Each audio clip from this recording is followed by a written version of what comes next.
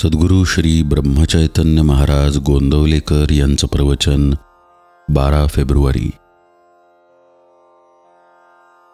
नाम हे सत्स्वरूप आहे। नाम हे रूपापेक्षा निश्चित श्रेष्ठ आहे। त्यामुळे रूपाचे ध्यान मनामध्ये आले नाही तरी नाम सोडू नये। पुढे रूप आपोआप येऊ लागेल। रूप हे जड आणि दृश्य असल्यामुळे उत्पत्ती, स्थिती आणि विनाश, वाढ होणे आणि घटणे, जागा व्यापणे आणि जागा बदलणे, कालमानाने फरक पडणे इत्यादी बंधने त्याला असतात। पण नाम हे दृश्याच्या पलीकडे आणि सूक्ष्म असल्यामुळे त्याला उत्पत्ती आणि विनाश, वाढ आणि घट, देशकालनिमित्ताच्या मर्यादा इत्यादी कोणतेही विकार नाहीत। नाम हे सत्स्वरूप आहे। नाम हे रूपापेक्षा व्यापक आहे। व्यापक वस्तूचे क्षेत्र मोठे असल्याने तिच्यामध्ये शक्ती देखील अधिक असते। जिच्यामध्ये शक्ती जास्त असते ती वस्तू अधिक स्वतंत्र असते। जी वस्तू अधिक स्वतंत्र असते तिला बंधने किंवा मर्यादा कमी असतात। म्हणून नाम हे रूपापेक्षा अधिक व्यापक, अधिक शक्तिमान, अधिक स्वतंत्र आणि अधिक बंधनरहित असते। आपली ज्ञानक्रिया कशी चालते ते पाहू। आपण एका टेकडीवर उभे राहून सृष्टी सौंदर्य पाहिले तर पाहण्यात कोणकोणत्या क्रिया होतात पहा।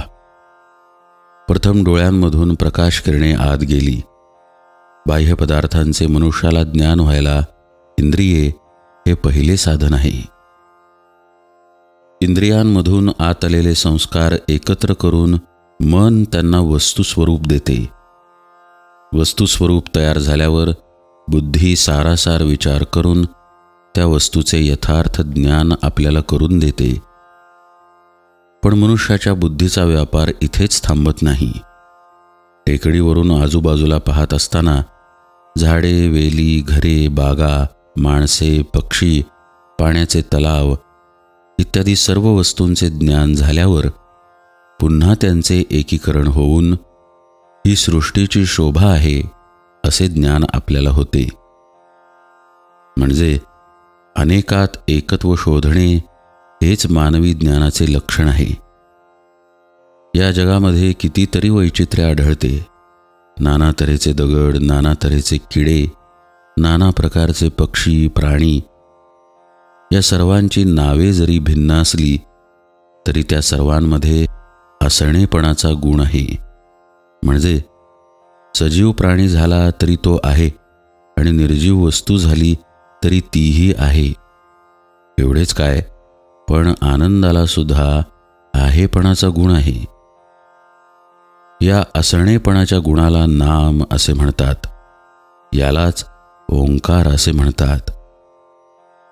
ओंकारातून सर्व सृष्टी उगम पावली। ओंकार हे परमात्म्याचेच स्वरूप आहे।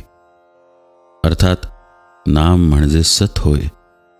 म्हणूनच नाम हे सृष्टीच्या आरंभी होते ते सध्या आहे आणि सृष्टीचा लय झाला तरी ते शिल्लक राहणारच। नाम म्हणजे ईश्वर होय। नामातून अनंत रूपे उत्पन्न होतात आणि अखेर नामामध्येच ती लीन होतात। रूप हे नामाहून निराळे राहू शकत नाही। नाम हे रूपाला व्यापून पुन्हा शिल्लक उरते। नाम हे शाश्वत आहे। ते पूर्वी टिकले, आता आहे आणि आपण गेल्यावर ते राहणार आहे। जानकी जीवन स्मरण जय जय राम।